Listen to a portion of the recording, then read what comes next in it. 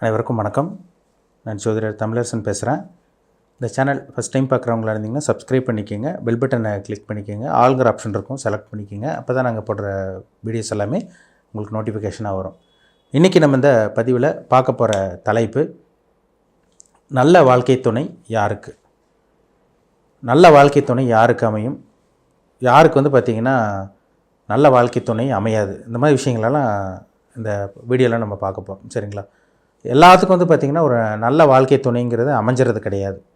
ஏன்னா திருமணங்கிறது ஒவ்வொரு மனுஷனுக்கும் ரொம்ப ஒரு முக்கியமான ஒரு அமைப்புன்னு சொல்லலாம். இப்போ 2ஆம் இடம் ஜாதகத்தில் பார்த்திங்கன்னா நம்ம 2ஆம் இடத்தை தான் நம்ம குடும்பஸ்தானம்னு சொல்கிறோம். 7ஆம் இடத்தை பார்த்திங்கன்னா கலத்திரஸ்தானம் சொல்கிறோம். அதே மாதிரி காமஸ்தானம்னு சொல்கிறோம்.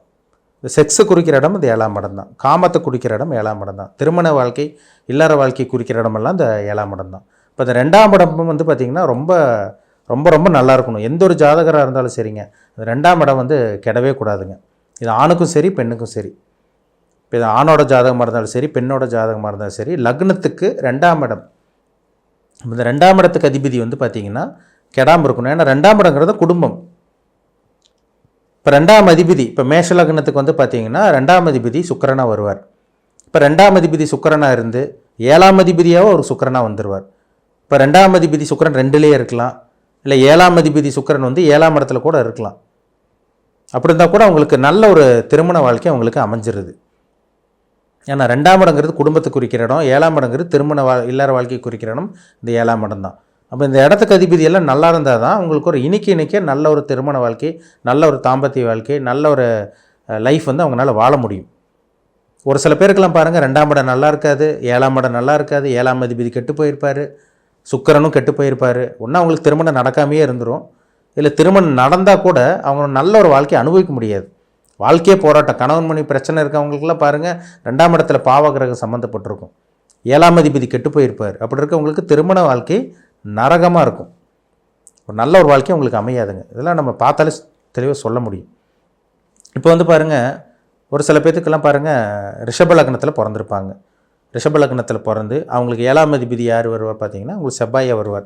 ஒரு சில பேர் 7ஆம் இடத்துல செவ்வாய் இருப்பார். 7ஆம் இடத்துல செவ்வாய் இருந்து உங்களுக்கு குருவோட சேர்க்கையோ, குருவோட பார்வையிலிருந்து, அல்லது சுக்கிரனோட தொடர்பிலிருந்து உங்களுக்கு 2ஆம் அதிபதி புதனும் பாருங்கள், 2ஆம் இடத்துக்கு அதிபதி புதனும் நல்லா இருக்கவங்களுக்கெல்லாம் பாருங்கள் அவங்களுக்கும் திருமண வாழ்க்கை ரொம்பவே நல்லாயிருக்கும். இப்போ 7ஆம் அதிபதி செவ்வாய் இன்னொரு வீடான சொந்த வீட்டுக்கு இப்போ 12ஆம் இடத்துல போய் மறைஞ்சிருக்காருன்னு வைங்க. அங்கே மறைஞ்சிருந்து உங்களுக்கு அங்கேயும் உங்களுக்கு 7ஆம் அதிபதி 12ஆம் இடத்துல போய் மறைஞ்சு உங்களுக்கு அங்கே ஏதாவது சுபகிரகங்களோட சேர்க்கை இருந்தால் நல்லாயிருக்கும். இதே பாவகிரகத்தோட சேர்க்கை ஏற்பட்டுருந்துச்சுன்னா திருமண வாழ்க்கை நல்லா இருக்காது உங்களுக்கு. இப்போ 7ஆம் இடம் ரொம்ப முக்கியங்க. 7ஆம் அதிபதி ரொம்ப முக்கியம். 2ஆம் இட குடும்பஸ்தான அதிபதி ரொம்ப முக்கியம். இதுக்கெல்லாம் காரணம்னா தசை வரணும். அந்த தசை வரணும். இப்போ 2ஆம் இடத்துக்கு எடுக்கக்கூடிய தசை வந்துச்சுன்னா குடும்ப வாழ்க்கை கெட்டு போகும். 7ஆம் இடத்துக்கு அதிபதியோட தசாபுத்தி வந்துச்சுன்னா திருமண வாழ்க்கை கெட்டு போகும். கணவன் மனைவி பிரிஞ்சு போகிற மாதிரி, டைவர்ஸ் வாங்குற மாதிரிலாம் வரும். இதெல்லாமே இந்த 7ஆம் இடத்தை வச்சு சொல்ல முடியும். 2ஆம் இடத்தை குடும்பத்தை வச்சு, குடும்பஸ்தானத்தை வச்சு நம்ம சொல்ல முடியும். இப்போ ஒரு சில பேருக்கெல்லாம் பாருங்கள், தனுசு லக்னம், மீன லக்னம், மிதுன லக்னம், கன்னி லக்னம், இந்த லக்னத்துக்கெல்லாம் 7ஆம் அதிபதியே உங்களுக்கு பாதகாதிபதியாக வந்துடுவார். திருமணத்துக்கு உண்டான கிரகமே பார்த்திங்கன்னா பாதகத்தை செய்யக்கூடிய கிரகமாக வந்துடுவார். அந்த இடத்துக்கு அதிபதி வருவாருங்க, அந்த இடத்துல இருக்கக்கூடாது. இப்போ தனுசு லக்னத்துக்கு 7ஆம் அதிபதி 7ஆம் இடத்துல இருக்கக்கூடாது. அது பாதகத்தை செய்யும், திருமணத்தையும் கொடுத்துரும், பிரச்சனையும் கொடுக்கும். மீன லக்னத்துக்கு 7ஆம் அதிபதி புதன், அவர் 7ஆம் இடத்துல ஆட்சி உச்சம் பெற்றிருந்து உங்களுக்கு சுபகிரகங்களோட சேர்க்கையெல்லாம் ஏற்பட்டுருச்சுன்னா கண்டிப்பாக பிரச்சனை கொடுக்கும். பாதகாதிபதி கெட்டு போகணும். எப்போவுமே அவர் பாதக ஸ்தானத்தில் இருந்துச்சுன்னா பெரிய அளவுக்கு பிரச்சனை கொடுத்துருவார். இப்போ கன்னி லக்னத்துக்கு 7ஆம் அதிபதி யார்? குரு. 7ஆம் அதிபதி 7ஆம் இடத்துல இருந்துச்சுன்னா ஒரு சில பேருக்கு கல்யாணமே நடக்காமல் போயிடும், இல்லை கல்யாணம் நடந்து பிரிகிற மாதிரி வரும், இல்லை திருமண வாழ்க்கை சரியில்லாமல் போகும். கண்டிப்பாக நடக்கும் உங்களுக்கு. இதே மிதுன லக்னத்துக்கு 7ஆம் அதிபதி குரு எங்கே? தனுசில் வருவார், தனுசு ராசியாக இருக்கும். அந்த மிதுன லக்னத்துக்கு 7ஆம் அதிபதி குரு 7ஆம் இடத்துல இருந்து உங்களுக்கு தனிச்சிருந்த குருவால் இருந்துச்சுன்னா உங்களுக்கு பாருங்கள் பாவகிரகங்களோட தொடர்பு இல்லாமல் இருந்துச்சுன்னா அந்த குரு திசையில் பார்த்திங்கன்னா ஏகப்பட்ட பிரச்சனை சந்திப்பாங்க. ஜாதகர் கல்யாணமே நடக்காமலாம் போகுது. 7ஆம் இடத்துல இந்த கன்னி லக்னக்காரங்களுக்கும் மிதுன லக்னக்காரங்களுக்கு 7ஆம் இடத்துல குரு தனிச்சிருந்த குரு பாருங்கள் திருமணமே நடத்தி வைக்காமல் பண்ணிடுறார். திருமணமே அவங்களுக்கு ஆகாமல் போயிடுது. நிறைய ஜாதகத்தில் பார்க்க முடியுது இந்த மாதிரி. அதுக்கு என்ன காரணம்னா பாதகாதிபதி அவர் தான், 7ஆம் இடத்துக்கு அதிபதி அவர் தான். நல்ல ஒரு வாழ்க்கை, நல்ல ஒரு வேலை, நல்ல ஒரு தொழில் இதெல்லாமே கொடுத்தா கூட அவங்களுக்கு திருமண வாழ்க்கை நல்ல ஒரு திருமண வாழ்க்கை அமையிறது கிடையாதுங்க. அதான் உண்மை. உங்கள் ஜாதகத்திலே பாருங்கள், நீங்கள் தனுசு லக்னம், மீன லக்னம், மிதுன லக்னம், கன்னி லக்னத்தில் இருப்பீங்க.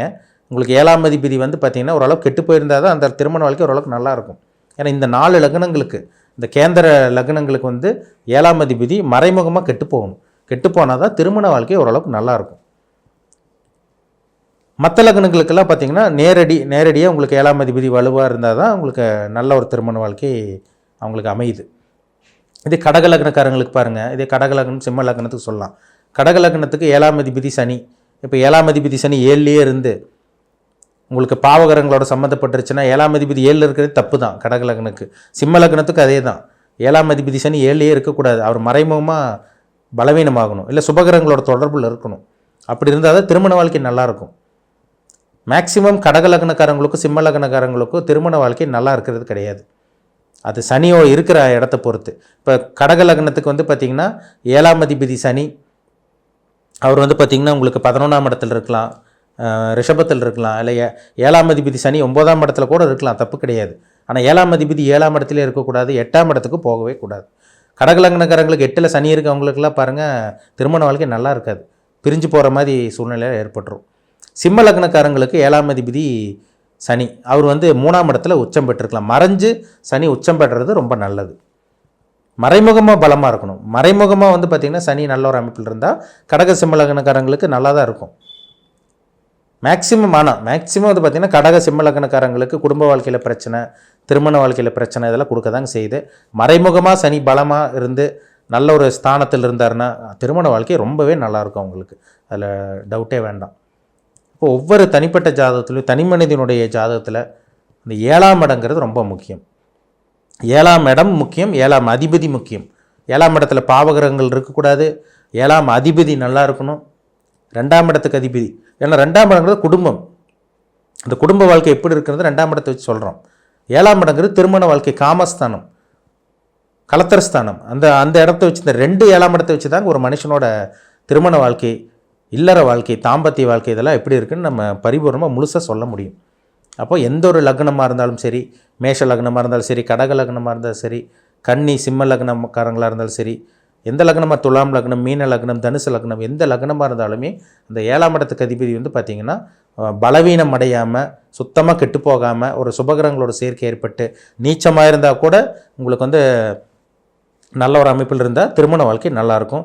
அந்த 4 லக்னம், மிதுன லக்னம், உங்களுக்கு மிதுன லக்னம் பார்த்திங்கன்னா அதே மாதிரி கன்னி லக்னம், தனுசு, மீன லக்னக்காரங்களுக்கு அந்த கிரகம் 7ஆம் அதிபதி குருவும் புதனும் மறைமுகமாக பலவீனமாகி, மறைமுகமாக ஒரு நல்ல ஒரு இடத்துல இருந்து சுபகிரகங்களோட தொடர்பில் இருந்தால் கண்டிப்பாக திருமண வாழ்க்கை நல்லா தான் இருக்கும். அதில் சந்தேகமே கிடையாது.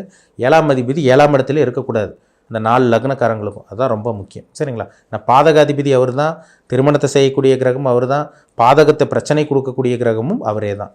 அதனால் கன்னி லக்னக்காரங்க, மிதன லக்னக்காரங்க, தனுசு லக்னக்காரங்க, மீன லக்னக்காரங்களாம் திருமண வாழ்க்கை பார்த்து தான் முடிவு எடுக்கணும். அவசரப்பட்டு முடிவு எடுக்கக்கூடாது. நிறைய விஷயங்கள் இருக்குது, இந்த ஜாதகத்தை வச்சு சொல்லிடலாம். சரிங்களா? மற்ற லக்னக்காரங்களுக்கெல்லாம் ஓரளவு கொஞ்சம் நல்லாவே இருக்கும். 7ஆம் அதிபதி நல்லா இருந்து 2ஆம் அதிபதி நல்லா இருந்தாலே நல்ல ஒரு திருமண வாழ்க்கை, நல்ல ஒரு தாம்பத்திய வாழ்க்கை இதெல்லாம் கண்டிப்பாக அவங்க அந்த குறிப்பிட்ட வயசுலலாம் அவங்களுக்கு கிடைச்சே தீரும். அதில் சந்தேகமே கிடையாதுங்க. உங்கள் ஜாதகத்தில் 2ஆம் இடம் எப்படி இருக்கும் பாருங்கள். பாவகிரகம் இருக்கா, இல்லை 7ஆம் இடத்துல பாவகிரகம் இருக்கா, 7ஆம் அதிபதி எப்படி இருக்கார், 2ஆம் அதிபதி எப்படி இருக்கார், இல்லை 2ஆம் இடமும் கெட்டு போய் 7ஆம் இடமும் கெட்டு போய் 2ஆம் அதிபதியும் கெட்டு போய் 7ஆம் அதிபதி கெட்டு போச்சுன்னா கண்டிப்பாக அவங்களுக்கு திருமண வாழ்க்கை ஒரு நரக வாழ்க்கைன்னு சொல்லிடலாம். அதில் மாற்றமே கிடையாது. சரிங்களா? தனிப்பட்ட ஜாதகத்தில் எப்படி இருக்குன்னு பாருங்கள், ரொம்ப ரொம்ப முக்கியம். மீண்டும் அடுத்த பதிவில் சந்திக்கும் வரை உங்களிடமிருந்து விடைபெறுவது உங்கள் ஜோதிடர் தமிழரசன். இந்த சேனல் பிடிச்சிருந்தா உங்கள் நண்பருக்கு, உறவினருக்கும் ஷேர் பண்ணுங்கள், லைக் பண்ணுங்கள், சப்ஸ்கிரைப் பண்ணுங்கள், பெல் பட்டனை கிளிக் பண்ணிக்கோங்க, ஆளுங்கிற ஆப்ஷன் இருக்கும் அதையும் செலக்ட் பண்ணிக்கோங்க.